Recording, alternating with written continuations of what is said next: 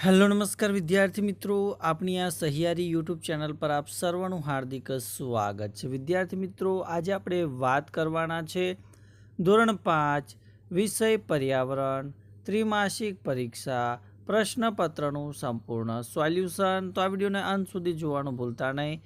Channel ઉપર પ્રથમ વખત આવેલા હો તો ચેનલને જરૂરથી સબસ્ક્રાઈબ કરી દેજો। તો મિત્રો, તારીખ 21/8/2026ના રોજ લેવામાં આવનાર ધોરણ 5 પર્યાવરણના વિષયના પ્રશ્નપત્રનું સંપૂર્ણ સોલ્યુશન આપણે જોઈશું। તો પ્રશ્ન 1 છે કે નીચે આપેલા વિકલ્પોમાંથી યોગ્ય વિકલ્પ પસંદ કરીને જવાબ લખવાનો છે। પહેલો પ્રશ્ન છે કે ઇયરફોન વડે ગીત સાંભળવા માટે કઈ ઇન્દ્રિયની જરૂર પડે છે? તો જવાબ આવશે કાન।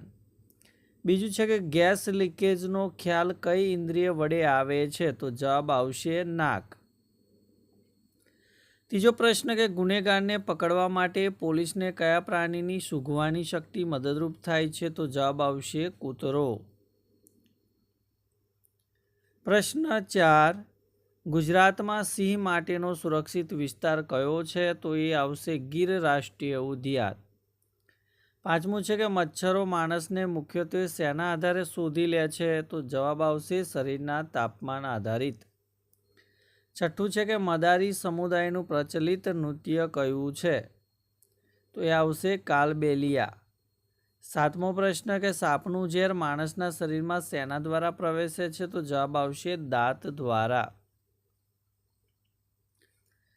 પ્રશ્ન 8 કે અનાજને જીવાતથી બચાવવા માટે કયા છોડના સૂકા પાનનો ઉપયોગ થાય છે? તો જવાબ આવશે લીમડાના। નવમું છે કે ખોરાકનો સ્વાદ જાણવા માટે કઈ ઇન્દ્રિય મુખ્ય છે? તો જવાબ આવશે જીભ। 10મો પ્રશ્ન કે ખોરાકને લાંબો સમય સાચવવા માટે તેમાં રહેલો ભેજ ઘટાડવાની એક રીત કઈ છે? તો જવાબ આવશે સૂકવવું। ત્યારબાદ પ્રશ્ન 1b છે કે યોગ્ય શબ્દ પસંદ કરી ખાલી જગ્યા પૂરો। તો આપણે 5 ખાલી જગ્યા પૂરવાની છે। અહીંયા કૌંસમાં જવાબો આપેલા છે, એમાંથી જ આપણે જવાબ શોધવાનો છે। પહેલું છે કે ગુજરાતમાં સિંહ માટેનો સુરક્ષિત વિસ્તાર ખાલી જગ્યા છે। તો એ આવશે ગીર રાષ્ટ્રીય ઉદ્યાન। બીજું છે કે ઝાડ પર રહીને વાઘ અને ચિત્તાના ભયથી સાવધાન કરતું પ્રાણી ખાલી જગ્યા છે। તો જવાબ આવશે લંગૂર। ત્રીજું છે કે મદારી સમુદાય ખાલી જગ્યા તરીકે ઓળખાય છે। તો જવાબ આવશે કાલબેલિયા તરીકે। ચોથું છે કે સાપનું ઝેર માણસના શરીરમાં તેના ખાલી જગ્યા દ્વારા પ્રવેશે છે। તો જવાબ આવશે દાંત દ્વારા। અનાજને જીવાતથી બચાવવા માટે ખાલી જગ્યાના સૂકા પાન ઉપયોગી। તો એ આવશે લીમડાના। છઠ્ઠું છે કે જીભ આપણને ખોરાકનો ખાલી જગ્યા જાણવા મદદ કરે છે। તો જવાબ આવશે સ્વાદ જાણવા માટે। પ્રશ્ન 2 કે નીચેના વિધાનો સામે ખરા કે ખોટાની નિશાની કરવાની છે। પહેલું વિધાન, કૂતરાની સૂંઘવાની શક્તિ તીવ્ર હોય છે। તો વિધાન સાચું છે। બીજું વિધાન, બધા જ સાપ ઝેરી હોય છે। તો વિધાન ખોટું છે। ત્રીજું વિધાન, મચ્છરો માણસને શરીરના તાપમાન પરથી શોધી શકે છે। તો વિધાન સાચું છે। ચોથું વિધાન, જીભનો ઉપયોગ માત્ર બોલવા માટે થાય છે। તો વિધાન ખોટું છે। પાંચમું વિધાન કે ખોરાકને ખૂબ ચાવીને ખાવો જોઈએ। તો એ વિધાન સાચું છે। ત્યારબાદ બ છે કે યોગ્ય જોડકા જોડવાના છે। તો વિભાગ એ ને વિભાગ બી સાથે આપણે જોડવાના છે। તો પહેલું છે કૂતરો। તો જવાબ આવશે બી એટલે કે સૂંઘવાની તીવ્ર શક્તિ। બીજું છે મચ્છર, તો શરીરના તાપમાનથી માણસને શોધે। અને ગીધ, તો માણસ કરતાં દૂર જોઈ શકે છે। આ મુજબ આપણે જોડકા જોડવાના છે। ત્યારબાદ વર્ગીકરણ કરવાનું છે કે આ પ્રાણીઓને યોગ્ય ખાનામાં આપણે મૂકવાના છે, જેમ કે ગાય, વાઘ, બકરી, સિંહ, ઘોડો ને સાપ। તો અહીંયા પાળતું અથવા તો ઉપયોગી પ્રાણીઓમાં આપણે ગાય, બકરી ને ઘોડો, જ્યારે જંગલી પ્રાણીઓની અંદર વાઘ, સિંહ અને સાપને આપણે મૂકીશું। ડ છે કે ભાઈ મને ઓળખો। તો પહેલું પ્રશ્ન છે કે હું બીન વગાડીને ખેલ બતાવતો વ્યવસાય કરતો હતો। તો હું કોણ? તો જવાબ આવશે મદારી। બીજું છે હું ઉંદર ખાઈને ખેડૂતને મદદ કરું છું। બોલો હું કોણ? તો જવાબ આવશે સાપ। ત્રીજું છે કે હું ઝાડ પર ઊંધો લટકું છું અને રીંછ જેવો દેખાઉં છું તો હું કોણ? તો જવાબ આવશે સ્લોથ. પ્રશ્ન 3 કે આપેલા પ્રશ્નોના જવાબ એક વાક્યમાં આપવાના છે. પહેલું છે કે માણસની જેમ માથાની આગળની તરફ આંખો હોય તેવું પક્ષી કયું છે? તો એ આવશે ઘુવડ. બીજો પ્રશ્ન કે કીડીઓ ખોરાક શોધવામાં કઈ ઇન્દ્રિયનો ઉપયોગ કરે છે? તો કીડીઓ સૂંઘવાની શક્તિનો ઉપયોગ કરે છે. ત્રીજો પ્રશ્ન કે રેશમનો કીડો પોતાની માદાને કેવી રીતે ઓળખે છે? તો તે માદાની સુગંધથી તેને ઓળખે છે. ચોથું છે કે ખોરાકનો સ્વાદ જાણવા માટે કઈ ઇન્દ્રિયનો ઉપયોગ થાય છે? તો ખોરાકનો સ્વાદ જાણવા માટે જીભ નામની ઇન્દ્રિયનો ઉપયોગ થાય છે. બ છે કે ભાઈ નીચેના પ્રશ્નોના જવાબ 2-3 વાક્યમાં આપવાના છે. અહીંયા 2 ગુણના પ્રશ્ન છે, 3 પ્રશ્નોના જવાબ આપવાના.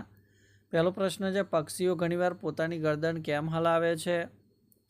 તો પક્ષીઓની આંખો પોતાની જગ્યાએથી માણસની આંખોની જેમ સરળતાથી ફેરવી શકાતી નથી. તેથી આજુબાજુની વસ્તુઓ જોવા માટે તેઓ પોતાની ગરદન હલાવે છે. બીજો પ્રશ્ન કે ઉનાળામાં રાંધેલો ખોરાક શિયાળા કરતાં વહેલો કેમ બગડે છે? તો ઉનાળામાં ગરમી વધારે હોવાથી ખોરાકમાં જીવાણુઓ ઝડપથી વધે છે. તેથી રાંધેલો ખોરાક શિયાળા કરતાં ઉનાળામાં વહેલો બગડે છે. ત્રીજો પ્રશ્ન કે આપણે ખોરાકને ખૂબ ચાવીને કેમ ખાવો જોઈએ? તો ખોરાકને સારી રીતે ચાવવાથી તે નાના ટુકડામાં ફેરવાય છે અને લાળ સાથે ભળે છે, તેથી ખોરાકનું પાચન સરળ બને છે. ચોથો પ્રશ્ન કે સાપને ખેડૂતનો મિત્ર ગણવામાં આવે છે કેમ? તો સાપ ઉંદર જેવા પ્રાણીઓને ખાઈ જાય છે. ઉંદર પાકને નુકસાન કરે છે, તેથી સાપ પાકને બચાવવામાં ખેડૂતને મદદ કરે છે. ક છે કે સવિસ્તર જવાબ આપો. પહેલો પ્રશ્ન કે પ્રાણીઓ પોતાની ઇન્દ્રિયો દ્વારા કયા કયા કાર્યો કરી શકે છે? સમજાવો. તો જવાબ જોઈએ કે પ્રાણીઓ પોતાની વિવિધ ઇન્દ્રિયોની મદદથી આસપાસની દુનિયા વિશે માહિતી મેળવે છે. કૂતરો તીવ્ર સૂંઘવાની શક્તિથી વસ્તુઓ અને માણસોને ઓળખી શકે છે.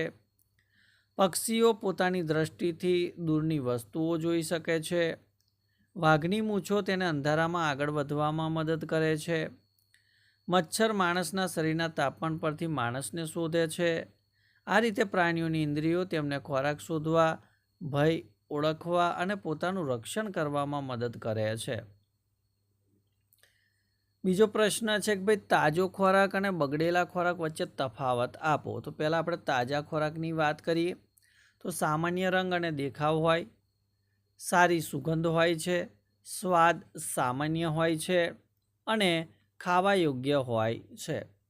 જ્યારે બગડેલા ખોરાકની વાત કરીએ તો રંગમાં ફેરફાર અથવા ડાઘ જોવા મળે, ખરાબ કે ખાટી વાસ આવી શકે છે, સ્વાદમાં ફેરફાર થાય છે, ખાવા યોગ્ય ન હોય અને આરોગ્ય માટે તે હાનિકારક બની શકે છે.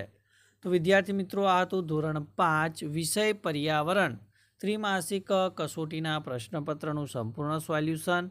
તો વિડીયો ચોક્કસથી તમને ગમ્યો જ હશે તો વિડીયોને લાઇક કરી દેજો, શેર કરી દેજો અને ચેનલ ઉપર જો પ્રથમ વખત આવેલા હો તો ચેનલને સબસ્ક્રાઈબ કરી બાજુમાં આપેલ બેલને પ્રેસ કરી દેજો, જેથી આવનાર તમામ નવા વિડીયોની નોટિફિકેશન સૌપ્રથમ તમારા સુધી પહોંચતી રહે.